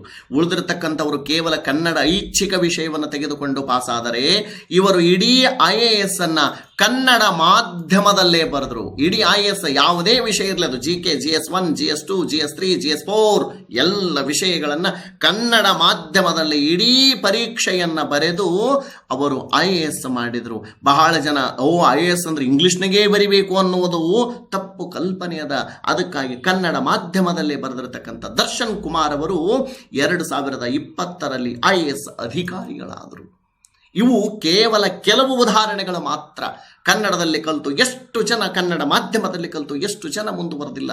ಅದು ನಿಮಗೆ ಹಳೆಯ ಉದಾಹರಣೆಗಳನ್ನು ಕೊಡೋದು ಬೇಡ, ಇತ್ತೀಚೆಗಾಗಿರ್ತಕ್ಕಂತಹ ಯಶೋಗಾಥೆಗಳನ್ನು ನಿಮ್ಮ ಮುಂದೆ ಹೇಳಬೇಕು ಅನ್ನುವಂಥ ಉದ್ದೇಶದಿಂದ ಕನ್ನಡದ ಬಗ್ಗೆ ಸಾಕಷ್ಟು ಫ್ಯೂಚರ್ ಇದೆ, ಭವಿಷ್ಯ ಇದೆ ಅನ್ನೋದನ್ನು ನಿಮಗೆ ನಾನು ತಿಳಿಸ್ಬೇಕಾಗ್ಯದ. 2019ರಲ್ಲಿ 16.7 ಒಟ್ಟು ಕರ್ನಾಟಕ ದೊರೆತಿರ್ತಕ್ಕಂಥ ರ್ಯಾಂಕ್ಗಳು, 6 ರ್ಯಾಂಕ್ಗಳು ಕರ್ನಾಟಕಕ್ಕೆ ದೊರೆತವ. ಇಡೀ IAS ಅಂದರೆ ಇಡೀ ಭಾರತದಾದ್ಯಂತ ನಡೀತಕ್ಕಂಥದ್ದು, ಅದರಲ್ಲಿ 6 ರ್ಯಾಂಕ್ಗಳು ಕರ್ನಾಟಕಕ್ಕೆ ದೊರೆತಿವೆ. 2018ರಲ್ಲಿ ಒಟ್ಟು 4 ರ್ಯಾಂಕ್ಗಳು ಕರ್ನಾಟಕಕ್ಕೆ ದೊರೆತಿರತಕ್ಕಂತಹದ್ದು. ಇದರ ಜೊತೆಗೆ ನೋಡ್ರಿ, ಒಟ್ಟು ಕರ್ನಾಟಕದಿಂದ IAS ಆಗಿರ್ತಕ್ಕಂಥವ್ರು 2019ರಲ್ಲಿ 40 ಜನ ಆದರೆ ಅದರಲ್ಲಿ 15 ಜನ ಆಪ್ಷನಲ್ ಕನ್ನಡ ತಗೊಂಡು, ಬರೀ ಕನ್ನಡ ತಗೊಂಡಾಗಿರ್ತಕ್ಕಂಥವ್ರು. ಇಡೀ ರಾಜ್ಯದಲ್ಲಿ ಎಲ್ಲ ಲ್ಯಾಂಗ್ವೇಜ್ಗಳು ಇರ್ತವ, ಉಳಿದ ವಿಷಯಗಳು ಇರ್ತವ, ಅದು ಎಲ್ಲದರಲ್ಲಿ 40ಕ್ಕೆ 15 ಜನ ಕನ್ನಡ ಐಚ್ಛಿಕ ವಿಷಯವನ್ನು ತಗೊಂಡು ಯಶಸ್ವಿಯಾಗ್ಯಾರ 2019ರಲ್ಲಿ. 2018ರಲ್ಲಿ 53 ಜನ ಒಟ್ಟು ಕರ್ನಾಟಕದಿಂದ IAS ಅಧಿಕಾರಿಗಳಾದರೆ ಅದರಲ್ಲಿ 17 ಜನ ಕನ್ನಡ ಆಪ್ಷನಲ್ ತಗೊಂಡವರಿದ್ದಾರೆ, ಕನ್ನಡ ಐಚ್ಛಿಕ ವಿಷಯವನ್ನು ತಗೊಂಡವರಿದ್ದಾರೆ. 2017ರಲ್ಲಿ 59 ಜನ ಕರ್ನಾಟಕದಿಂದ IAS ಪಡೆದರೆ 21 ಜನ ಐಚ್ಛಿಕ ವಿಷಯ ಕನ್ನಡವನ್ನು ತೆಗೆದುಕೊಂಡಿದ್ದವರಿದ್ದಾರೆ. ಹೀಗಾಗಿ ಐಚ್ಛಿಕ ವಿಷಯ ಕನ್ನಡವನ್ನು ತೆಗೆದುಕೊಂಡು IAS ಅನ್ನು ಮಾಡಿ ಯಶಸ್ವಿಯಾಗಿರ್ತಕ್ಕಂಥವರ ಕಥೆಯನ್ನು ನಿಮ್ಮ ಮುಂದೆ, ಯಶೋಗಾಥೆಯನ್ನು ನಿಮ್ಮ ಮುಂದೆ ಪ್ರೆಸೆಂಟ್ ಉದಾಹರಣೆಯನ್ನು ಕೊಟ್ಟಿದ್ದೇನೆ. ಇಲ್ಲಿರ್ತಕ್ಕಂತಹ ಅನೇಕ ವಿದ್ಯಾರ್ಥಿಗಳು, ಪಾಲಕರು ಈ ವಿಚಾರವನ್ನು ಸ್ವಲ್ಪ ತಿಳ್ಕೊಳ್ಳುವುದರ ಮೂಲಕವಾಗಿ ಏನು ಮಾಡಬಹುದು ಅಂತ ಕೇಳಿದರೆ, ಕನ್ನಡ ಭಾಷೆ ನಾವು ಅದರಿಂದ ಏನನ್ನಾದರೂ ಸಾಧಿಸಬಹುದು, ಯಶಸ್ಸನ್ನು ಗಳಿಸಬಹುದು ಅನ್ನುವಂತಹ ವಿಚಾರವನ್ನು ಮಕ್ಕಳ ಮನಸ್ಸಿನಲ್ಲಿ ನಾವು ಬಿತ್ತಬೇಕು. ನಾವೇ ಕನ್ನಡ ಮಾಧ್ಯಮದಲ್ಲಿ ಏನೂ ಅವಕಾಶಗಳೇ ಇಲ್ಲ, ಆಮೇಲೆ ನಾವು ಕೂಡ ಆಡುವ ಭಾಷೆಯಲ್ಲಿ ಏನು ಮಾಡಬೇಕಂದ್ರೆ ನಮ್ಮ ಭಾಷೆಯನ್ನು ಹೆಚ್ಚು ಬೆಳೆಸಬೇಕು ಅನ್ನುವಂಥದ್ದು. ಬೇರೆ ಎಷ್ಟೇ ಭಾಷೆಗಳನ್ನು ಕಲಿ, 1000 ಭಾಷೆಗಳನ್ನು ಕಲಿ, ಬೇಡ ಅನ್ನೋದಿಲ್ಲ. ಆದರೆ ನಮ್ಮ ಭಾಷೆಯನ್ನು ಉಳಿಸಬೇಕು. ಜೀವದ ಉಸಿರು ನಮ್ಮದಾಗಬೇಕು.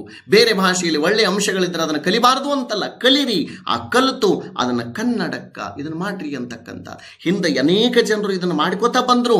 ಆದರೆ ಅವರು ಮಾಡ್ಯಾರ ಅನ್ನುವಂತಹದ್ದನ್ನು ಸಂಸ್ಕೃತ ವೇದ ಉಪನಿಷತ್ತುಗಳಲ್ಲಿರ್ತಕ್ಕಂಥ ವಿಚಾರಧಾರೆಗಳನ್ನು ವಚನಕಾರರು, ಕೀರ್ತನಕಾರರು ಅವುಗಳನ್ನು ಸರಳವಾಗಿ ತಿಳಿಗನ್ನಡದಲ್ಲಿ ನಮಗೆಲ್ಲ ತಿಳಿಸಿದರು. ಹಾಗೆ ಈಗ ಇಂಗ್ಲಿಷ್ ಅಂತಾರಾಷ್ಟ್ರೀಯ ಭಾಷೆಯಾಗಿರ್ತಕ್ಕಂಥದ್ದು ತಮಗೆಲ್ಲ ಗೊತ್ತಿರುವಂತಹದ್ದು. ಆದರೆ ಆ ಇಂಗ್ಲಿಷ್ ಭಾಷೆಯಲ್ಲಿ ಅನೇಕ ಒಳ್ಳೊಳ್ಳೆ ಗ್ರಂಥಗಳಿರ್ತವ. ಅವುಗಳನ್ನು ಕನ್ನಡಕ್ಕೆ ನಾವು ಇಂಗ್ಲಿಷ್ ಕನ್ನಡ ಎರಡೂ ಬಲ್ಲವರಿದ್ದವರು ಅದನ್ನು ತರ್ಜುಮೆ ಮಾಡುವುದರ ಮೂಲಕ ಕನ್ನಡಿಗರಿಗೆ ಹೊಸ ಸಾಹಿತ್ಯವನ್ನು ಕೊಡಬೇಕು. ನಮ್ಮ ಕನ್ನಡದಲ್ಲಿ ಉತ್ಕೃಷ್ಟ ಗ್ರಂಥಗಳನ್ನು ಬೇರೆ ಭಾಷೆಗೆ ಟ್ರಾನ್ಸ್ಲೇಟ್ ಮಾಡುವುದರ ಮೂಲಕ ನಮ್ಮ ಕನ್ನಡನೂ ಕೂಡ ಶ್ರೇಷ್ಠ ಅಂತ ಜಗತ್ತಿಗೆ ನಾವು ತಿಳಿಸಿಕೊಡಬೇಕು. ಈ ನಿಟ್ಟಿನಲ್ಲಿ ಕನ್ನಡಕ್ಕಾಗಿ ನಾವು ಹೆಚ್ಚೆಚ್ಚು ಪರಿಶ್ರಮ ಪಡೆಯುವುದರ ಮೂಲಕ ಜಾಗತೀಕರಣ ಸಂದರ್ಭದಲ್ಲಿ ಕನ್ನಡ ಭಾಷೆ ಶ್ರೇಷ್ಠವಾಗುವಂತೆ ನಾವು ಮಾಡಬೇಕಾಗಿದೆ. ಅದಕ್ಕೆ ನಾಗಳೇ ಹೇಳಿದೆ, ಕರ್ನಾಟಕ ಸರ್ಕಾರನೂ ಕೂಡ ಒಳ್ಳೆಯ ಕಾರ್ಯವನ್ನು ಮಾಡ್ತಾ ಇದೆ. ಒಬ್ಬ PU college lecture, degree college lecture ಆಗಬೇಕಾದ್ರೆ ಯಾವುದೇ ಲೆಕ್ಚರ್ ಆಗಲಿ, ಕೆಮಿಸ್ಟ್ರಿ ಇರಲಿ, ಫಿಸಿಕ್ಸ್ ಇರಲಿ, ಮ್ಯಾಥ್ಸ್ ಇರಲಿ, ಯಾವುದೇ ಉಪನ್ಯಾಸಕ ಪ್ರಾಧ್ಯಾಪಕ ಹುದ್ದೆ ಆತ ಪಡಿಬೇಕಾದರೂ ಸಹಿತ ನಾನು ಆ ಭಾಷೆಯನ್ನು ಕಲಿಸ್ತೀನಿ, ಆ ವಿಷಯವನ್ನು ಕಲಿಸ್ತೀನಿ. ಕನ್ನಡ ಯಾಕೆ ಎದುರಿಸಬೇಕಂದ್ರೆ ಇಲ್ಲ, ಕನ್ನಡ 100 ಅಂಕಗಳಲ್ಲಿ ಯಶಸ್ಸಾದಾಗ ಮಾತ್ರ ಆ ಭಾಷೆಯ ಲೆಕ್ಚರವರಾಗಬಹುದು, ಆ ಭಾಷೆಯ ಪ್ರಾಧ್ಯಾಪಕ ಉಪನ್ಯಾಸಕರವರಾಗಬಹುದು. ಆ ನಿಟ್ಟಿನಲ್ಲಿ ಕರ್ನಾಟಕ ಸರ್ಕಾರನೂ ಕೂಡ ಒಳ್ಳೆಯ ಕಾರ್ಯವನ್ನು ಮಾಡ್ತಾ ಇದೆ. ಹೀಗೆ ಕನ್ನಡವನ್ನು ಮನಗಳಿಗೆ ಮುಟ್ಟಿಸುವಂತಹ ಕಾರ್ಯವನ್ನು ಎಲ್ಲ ಕನ್ನಡಿಗರು ಮಾಡಬೇಕಾಗಿದೆ. ಅದೇ ರೀತಿಯಾಗಿ ದಾವಣಗೆರೆಯ ತಾಲೂಕು ಕನ್ನಡ ಸಾಹಿತ್ಯ ಪರಿಷತ್ತಿನವರು ನೋಡ್ರಿ ಎಂತಹ ಕಾರ್ಯವನ್ನು ಮಾಡ್ತಾರೆ. ನವೆಂಬರ್ 1 ಅಂದ ಸಾಕು, ಅವತ್ತೊಂದಿನ ಆಚರಣೆಯನ್ನು ಮಾಡಿ ಕೈ ತೊಳ್ಕೊಂಡು ಬಿಡ್ತೀವಿ. ಆದರೆ ತಿಂಗಳ ಪರ್ಯಂತ ಕನ್ನಡ ನಾಡು ನುಡಿಯ ಸೇವೆಗಾಗಿ ಅವರು ಪಡ್ತಕ್ಕಂತಹ ಕಾರ್ಯ ಅಷ್ಟಿಷ್ಟಲ್ಲ. ಪ್ರತಿಯೊಬ್ಬ ಉಪನ್ಯಾಸಕರನ್ನು, ಅದರಲ್ಲಿ ಅನೇಕ ಜನ ನಮ್ಮಂಥವ್ರನ್ನು ಸಹಿತ ಸಣ್ಣವರನ್ನು ಕೂಡ ಗುರುತಿಸುವುದರ ಮೂಲಕವಾಗಿ ಈ ಎಲ್ಲ ಜನರಿಗೆ ನೀವು ಕೂಡ ಒಂದು 4 ವಿಚಾರಗಳನ್ನು ಹಮ್ಮಿಕೊಡ್ರಿ, ಕನ್ನಡಮ್ಮನ ಸೇವೆಯನ್ನು ಮಾಡ್ರಿ ಅಂತ ನಮಗೂ ಕೂಡ ಸೇವೆಗೆ ಹಚ್ಚಿರ್ತಕ್ಕಂಥವರು. ನಿಜವಾಗಿಯೂ ಕೂಡ ಅವರಿಗೆ ಕೃತಜ್ಞತೆಗಳನ್ನು ಸಲ್ಲಿಸಬೇಕು. ಬಿ ವಾಮದೇವಪ್ಪನವರೇ, ನಿಮ್ಮ ಕಾರ್ಯ ನಿಜವಾಗಿಯೂ ಕೂಡ ಶ್ಲಾಘನೀಯವಾಗಿರತಕ್ಕಂಥದ್ದು. ನಿಮಗೆ ಹೃತ್ಪೂರ್ವಕವಾಗಿರ್ತಕ್ಕಂಥ ಅಭಿನಂದನೆಗಳನ್ನು ಸಲ್ಲಿಸುವುದರ ಮೂಲಕ, ಜೊತೆಗೆ ನಾಗರಾಜ ಸಿರಿಗೆರೆಯವರು ನನಗೆ ದೂರವಾಣಿ ಮೂಲಕವಾಗಿ ಈ ವಿಚಾರಧಾರೆಯನ್ನು ಹಂಚಿಕೊಂಡರು. ಅವರಿಗೂ ಕೂಡ ಕೃತಜ್ಞತೆಗಳನ್ನು ಸಲ್ಲಿಸುವುದರ ಮೂಲಕ ನನ್ನ ಈ ನುಡಿ ನಮನವನ್ನು ಆ ಕನ್ನಡ ತಾಯಿ ಭುವನೇಶ್ವರಿಯ ಪಾದಾರವಿಂದಗಳಿಗೆ ಅರ್ಪಿಸುತ್ತಾ ನನ್ನ 2 ಮಾತುಗಳನ್ನು ಮುಗಿಸುತ್ತೇನೆ. ಎಲ್ಲ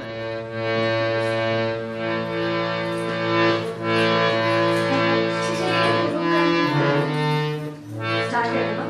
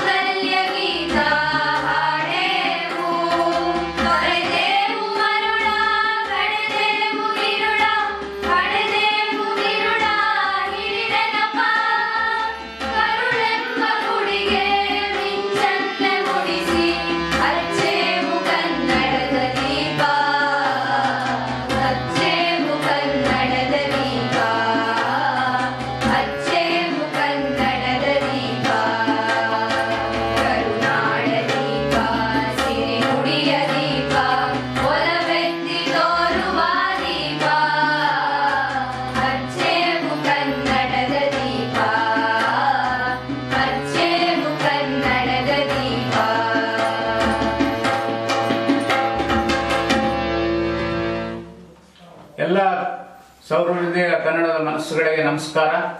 ಇವತ್ತು 29ನೇ ದಿನದ ಕಾರ್ಯಕ್ರಮದ ಅಂತ್ಯದಲ್ಲಿ ಇದ್ದೇವೆ. ನಾಳೆ ಅಂತಿಮ ದಿನದ ಕಾರ್ಯಕ್ರಮವನ್ನು ನಾವು ನೀವೆಲ್ಲರೂ ಆಸ್ವಾದಿಸಿ ಈ ಕಾರ್ಯಕ್ರಮಕ್ಕೆ ಶುಭ ಮಂಗಳವನ್ನು ಆಡಬೇಕು ಅಂತೇಳಿ ತಮ್ಮಲ್ಲಿ ಪ್ರಾರ್ಥಿಸ್ಕೊಳ್ತಾ, ಅತ್ಯಂತ ಉತ್ತಮವಾದಂಥ ಉಪನ್ಯಾಸಗಳಲ್ಲಿ ಇವತ್ತು ಒಂದಕ್ಕಿಂತ ಒಂದು ಉಪನ್ಯಾಸಗಳು ಉತ್ತಮವಾಗೇ ಮೂಡಿ ಬಂದಿದ್ದಾವೆ. ಎಲ್ಲ ಉಪನ್ಯಾಸಕಾರರು ಅಪ್ರತಿಮ ಪಾಂಡಿತ್ಯ ಇರುವಂಥವ್ರೆ. ಮತ್ತೊಂದು ನೀವು ಗಮನಿಸಬೇಕು, ನಮ್ಮ ದಾವಣಗೆರೆ ಜಿಲ್ಲೆಯವರೇ ಈ 30 ದಿನಗಳ ಉಪನ್ಯಾಸ ಕಾರ್ಯಕ್ರಮದಲ್ಲಿ ಭಾಗವಹಿಸಿರುವಂಥವ್ರು. ನಾವು ಹೊರ ಜಿಲ್ಲೆಯವರು ಯಾರೂ ಇಲ್ಲ. ನಮ್ಮ ಇವತ್ತೇನು ಕಾರ್ಯಕ್ರಮದ ಉದ್ಘಾಟನಾ ನುಡಿಯನ್ನಾಡಿದಂಥ ಡಾಕ್ಟರ್ ಎಚ್.ಎಸ್. ವೆಂಕಟೇಶ್ ಮೂರ್ತಿ ಅವರು ಚನ್ನಗಿರಿ ತಾಲೂಕಿನ ಹೊದಿಗೆರೆಯವರು, ಇವತ್ತು ಬೆಂಗಳೂರಿನಲ್ಲಿ ನೆಲೆಸಿದ್ದಾರೆ. ಪ್ರೊಫೆಸರ್ ಹರಿಶಂಕರ್ ಕೂಡ ನಮ್ಮ ಅರಡಿ ಗ್ರಾಮದಲ್ಲಿ ಹುಟ್ಟಿ ಹರಿಹರದ ವಾಸ್ತವ್ಯವಾಗಿ ಇವತ್ತು ಮೈಸೂರಿನಲ್ಲಿ ನೆಲೆಸಿದ್ದಾರೆ. ಹಾಗೆ ಆರ್ಜಿಹಳ್ಳಿ ನಾಗರಾಜ್ ಬರಬೇಕಾಯಿತು, ಅವ್ರ ಕಾರಣದಿಂದ ಅವ್ರು ಬರೋಕ್ಕಾಗಲಿಲ್ಲ. ಅಂತ ಅನೇಕ ಹೊರಗಿನವರು, ನಮ್ಮ ಶ್ರೀಯುತ ಮಲ್ಲಿಕಾರ್ಜುನ ಕಡ್ಕೊಳ್ರವರು, ಅವರು ಕೂಡ ಬೆಂಗಳೂರಿನಲ್ಲೇ ನೆಲೆಸಿರ್ತಾರೆ. ಅಂಥವ್ರು ಕೂಡ ನಮಗೆ ಹೊರಗಿನ ಕಡೆಯಿಂದ ನ್ಯಾಮತಿಯಿಂದ ನಾನು ಎಲ್ಲ ತಾಲೂಕುಗಳ ಪ್ರಾತಿನಿಧ್ಯವನ್ನು ಕೂಡ ಇಲ್ಲಿ ಸರಿದೂಗಿಸಿದ್ದೇನೆ. ಒಂದಲ್ಲ ಒಂದು ರೀತಿಯಲ್ಲಿ ಅವರಿಗೆ ಅವಕಾಶಗಳನ್ನು ಕಲ್ಪಿಸಿಕೊಟ್ಟಿದ್ದೇನೆ. ಸುಮಾರು 150ಕ್ಕೂ ಹೆಚ್ಚು ಹೊಸ ಸಂಗೀತ ಪ್ರತಿಭೆಗಳಿಗೆ ಕೂಡ ನಾವು ಇಲ್ಲಿ ನಮ್ಮ ನುಡಿ ಹಬ್ಬದಲ್ಲಿ ಅವಕಾಶವನ್ನು ಮಾಡಿಕೊಟ್ಟಿದ್ದೇವೆ. ಇದರಲ್ಲಿ ಅನೇಕ ಜನ 30 ಜನ ಸ್ವಾಗತಕಾರರು ಕೂಡ ಬೇರೆ ಬೇರೆ ಆಯಾಮಗಳಲ್ಲಿ ಬೆಳೆದಂಥವ್ರು. ಅಂಥವ್ರನ್ನ ಇಲ್ಲಿ ಆಹ್ವಾನಿಸಿ ಈ ಒಂದು ಮುಖ್ಯವಾದ ಕಾರ್ಯಕ್ರಮವನ್ನು ಕೊಡುವಲ್ಲಿ ಯಶಸ್ವಿಯಾಗಿದ್ದಾರೆ ಅಂತ ಹೇಳ್ತಾ, ಇವತ್ತು ಉಪನ್ಯಾಸ ನೀಡಿದಂಥ ಯುವ ಪ್ರತಿಭೆ, ಹಿರಿಯ ಒಂದು ಜ್ಞಾನವನ್ನು ಪಡೆದಿರುವಂಥ ಡಾಕ್ಟರ್ ಭೀಮಾಶಂಕರ್ ಜೋಶಿ ಅವರು ನಮ್ಮ ದಾವಣಗೆರೆ ವಿಶ್ವವಿದ್ಯಾಲಯದ ಕನ್ನಡ ಅಧ್ಯಯನ ಪೀಠದ ಪ್ರಾಧ್ಯಾಪಕರಾಗಿ ಅತ್ಯುತ್ತಮವಾದಂಥ ಶಿಷ್ಯ ಮಂಡಳಿಯನ್ನು ಅವರಿಂದ ಪಾಠ ಕಲಿತು ಧನ್ಯರಾಗ್ತಾ ಇದ್ದಾರೆ ಅಂತೇಳಿ ನಾನಾದರೂ ಕೂಡ ಭಾವಿಸ್ಕೊಂಡು, ಇವತ್ತು ಅವರ ನುಡಿಮತ್ತುಗಳು ಹೇಗಿದ್ವಪ್ಪ ಅಂದರೆ, ಇವತ್ತು ಜಾಗತೀಕರಣದಲ್ಲಿ ನಮ್ಮ ಕನ್ನಡ ಹೇಗೆ ನಲುಗ್ತಾ ಇದೆ, ನಲುಗುವಂಥ ಅವಶ್ಯಕತೆ ಇಲ್ಲ ಅಂತ ಎಷ್ಟು ಧೈರ್ಯದ ಮಾತುಗಳನ್ನು ಅವರ ಮಾತುಗಳಲ್ಲಿ ಹೇಳಿದ್ದಾರೆ. ಅವು ಎಲ್ಲ ಕಡೆಗೂ ಪ್ರಸರಿಸಬೇಕು. ನಾಡಿನ, ವಿಶ್ವದ, ನಮ್ಮ ಕನ್ನಡಿಗರಾದಂಥವ್ರು ನಾವು ಪ್ರಥಮವಾಗಿ ತಮ್ಮ ಪೋಷಕರು, ತಮ್ಮ ಯುವ ಪ್ರತಿಭೆಗಳು ಯಾಕೆ ಬೆಳಿಬೇಕು ಅನ್ನೋದನ್ನು ಅವ್ರ ಮಾತುಗಳನ್ನು ಕೇಳಿ ಆನಂದಿಸಿ ಆ ಥರ ನಡ್ಕೋಬೇಕು ಅನ್ನಿಸ್ತದೆ. ಅವ್ರ ಮಾತುಗಳು ನಮ್ಮ ಬಸವಾದಿ ಶಿವಶರಣರು ಬಸವಣ್ಣವ್ರು ಹೇಳಿದಂಥ ಮಾತಿನಲ್ಲಿ ಅಂತ ಹೇಳೋದಾದರೆ, ನುಡಿದರೆ ಮುತ್ತಿನ ಹಾರದಂತಿರಬೇಕು, ನುಡಿದರೆ ಮಾಣಿಕ್ಯದ ದೀಪ್ತಿ ಅಂತಿರಬೇಕು, ನುಡಿದರೆ ಸ್ಫಟಿಕದ ಸಲಾಕಿ ಅಂತಿರಬೇಕು, ನುಡಿದರೆ ಲಿಂಗ ಮೆಚ್ಚಿ ಹೌದು ಹೌದು ಎನ್ನುವಂತಿರಬೇಕು ಅನ್ನುವಂಥ ಮಾತನ್ನು ಅವರು ಅಂಥ ಮಾತುಗಳನ್ನು ಹಾಡಿ ಅವರೆಲ್ಲರೂ ಮೆಚ್ಚುಗೆ ಆಗುವಂಥ ಮಾತುಗಳನ್ನು ನನಗೆ ಪಟಪಟನೆ ತಮ್ಮ ನುಡಿ ಮುತ್ತುಗಳನ್ನು ಉದುರಿಸಿ ಎಲ್ಲರಿಗೂ ಆದರ್ಶಪ್ರಾಯರಾಗಿದ್ದಾರೆ. ಅವರ ಅನೇಕ ಮಾತುಗಳು ಇವತ್ತು ಕನ್ನಡ ಅನ್ನುವುದು ಕೀಳಲ್ಲ, ಕನ್ನಡದಲ್ಲಿ ಕೂಡ ಉನ್ನತ ಪರೀಕ್ಷೆ, ರಾಷ್ಟ್ರ ಮಟ್ಟದ ಪರೀಕ್ಷೆ, IAS ಪರೀಕ್ಷೆಯಲ್ಲಿ ಕನ್ನಡಿಗರು ಇಡೀ ರಾಷ್ಟ್ರಕ್ಕೆ ಪ್ರಥಮ ಸ್ಥಾನದಲ್ಲಿ ಉತ್ತೀರ್ಣರಾದಂಥವ್ರನ್ನ ಮತ್ತೆ ವರ್ಷಗಳ ಅಂಕಿಅಂಶಗಳನ್ನು ಕೊಟ್ಟು ಕನ್ನಡಿಗರನ್ನು ಹುರಿದುಂಬಿಸುವಂಥ ಕೆಲಸವನ್ನು ಡಾಕ್ಟರ್ ಭೀಮಾಶಂಕರ್ ಜೋಶಿ ಅವರು ಮಾಡಿದ್ದಾರೆ. ಅದಕ್ಕೆ ನಾವು ತಾಲೂಕು ಕನ್ನಡ ಸಾಹಿತ್ಯ ಪರಿಷತ್ ಅಷ್ಟೇ ಅಲ್ಲ, ಇಡೀ ಕನ್ನಡದ ಮನಸ್ಸುಗಳು ಅವರ ಪ್ರೇರಣಾ ನುಡಿಗಳಿಗೆ ನಾವೆಲ್ಲರೂ ಧನ್ಯವಾದಗಳನ್ನು ಅರ್ಪಿಸಲೇಬೇಕು. ಅಂತ ಉತ್ತಮವಾದಂಥ ವಾಗ್ಮಿಗಳಾಗಿರುವಂಥ ಶ್ರೀಯುತ ಡಾಕ್ಟರ್ ಭೀಮಾಶಂಕರ್ ಅವರಿನ್ನೂ ಭಾಳ ಕಿರಿಯ ವಯಸ್ಸಿನವರು, ಭಾಳ ಹಿರಿಯ ಪ್ರತಿಭೆ ಅಂಥವ್ರನ್ನ ಅಭಿನಂದಿಸ್ತಾ, ಮತ್ತು ಇವತ್ತು ನಾಡಗೀತೆ ಮತ್ತು ಇತರೆ ಕನ್ನಡ ಪರ ಗೀತೆಗಳನ್ನು ಆಡಿದಂಥ ನಮ್ಮ ದಾವಣಗೆರೆ ನಗರದ ತಳಬಾಳು ಸೆಂಟ್ರಲ್ ಶಾಲೆಯ ತಂಡದವರು, ಅನುಭವ ಮಂಟಪದಲ್ಲಿರುವಂಥ ಶಾಲೆಯ ತಂಡದವರು ಅತ್ಯುತ್ತಮವಾದಂಥ ಗೀತೆಗಳನ್ನು ಹಾಡಿ ನಿಮ್ಮೆಲ್ಲರನ್ನು ರಂಜಿಸಿದ್ದಾರೆ ಅಂತ ಅವ್ರನ್ನೂ ಕೂಡ ಅಭಿನಂದಿಸ್ತಾ, ಮತ್ತು ಇವತ್ತಿನ ಸ್ವಾಗತವನ್ನು ಮಾಡಿದಂಥ ಮತ್ತು ಉಪನ್ಯಾಸಕರನ್ನು ಪರಿಚಯಿಸಿದಂಥ ನಮ್ಮ ವಿನೂತನ ಮಹಿಳಾ ಸಮಾಜದ ಅಧ್ಯಕ್ಷರು ಮತ್ತು ನಮ್ಮ ದಾವಣಗೆರೆ ತಾಲೂಕು ಕನ್ನಡ ಸಾಹಿತ್ಯ ಪರಿಷತ್ನ ನಿರ್ದೇಶಕಿಯೂ ಆಗಿರುವಂಥ ಶ್ರೀಮತಿ ರೇಖಾ ವಂಕಾರಪ್ಪ ಅವರನ್ನು ಕೂಡ ಅಭಿನಂದಿಸ್ತಾ, ಮತ್ತೊಮ್ಮೆ ಇದರಲ್ಲಿ ಭಾಗವಹಿಸಿರುವಂಥ ಎಲ್ಲ ತಂಡದ ಸದಸ್ಯರುಗಳಿಗೆ ಮತ್ತು ಅತ್ಯಂತ ನಿರ್ದಿಷ್ಟವಾದ ಉಪನ್ಯಾಸಗಳನ್ನು ಕುರಿತು ನಾಡಿನ ಉದ್ದಗಲಕ್ಕೂ ತಮ್ಮದೇ ಆದಂಥ ಬೆಳಕನ್ನು ಚೆಲ್ಲಿದಂಥ ಎಲ್ಲ ಉಪನ್ಯಾಸಕ ವಿದ್ವಾಂಸರಿಗೆ ನಾನು ಗೌರವವನ್ನು ಸಲ್ಲಿಸ್ತಾ ಪ್ರತಿದಿನ ಆಸ್ವಾದಿಸ್ತಾ ಇರುವಂಥ ಎಲ್ಲ ಕನ್ನಡದ ಮನಸ್ಸುಗಳಿಗೆ ಮತ್ತೊಮ್ಮೆ ದಾವಣಗೆರೆ ತಾಲೂಕು ಕನ್ನಡ ಸಾಹಿತ್ಯ ಪರಿಷತ್ತು ಗೌರವಪೂರ್ವಕವಾಗಿ ವಂದಿಸ್ತಾ ನಿಮಗೆ ಇನ್ನು ನಾಳೆಯ ದಿನದ ಕಾರ್ಯಕ್ರಮ ಅತ್ಯಂತ ವಿಭಿನ್ನವಾಗಿ ಮೂಡಿಬರ್ತದೆ. ಕೊನೆಯ ದಿನದ ಕಾರ್ಯಕ್ರಮ ಇಲ್ಲಿ 30 ದಿನಗಳ ನಡೆದಂಥ ಎಲ್ಲ ತುಣುಕುಗಳನ್ನು ತೋರಿಸ್ತಾ ಕಾರ್ಯಕ್ರಮವನ್ನು ನಡೆಸಬೇಕು ಅನ್ನೋದು ನಮ್ಮ ಮುಖ್ಯ ಉದ್ದೇಶ ಆಗಿದೆ.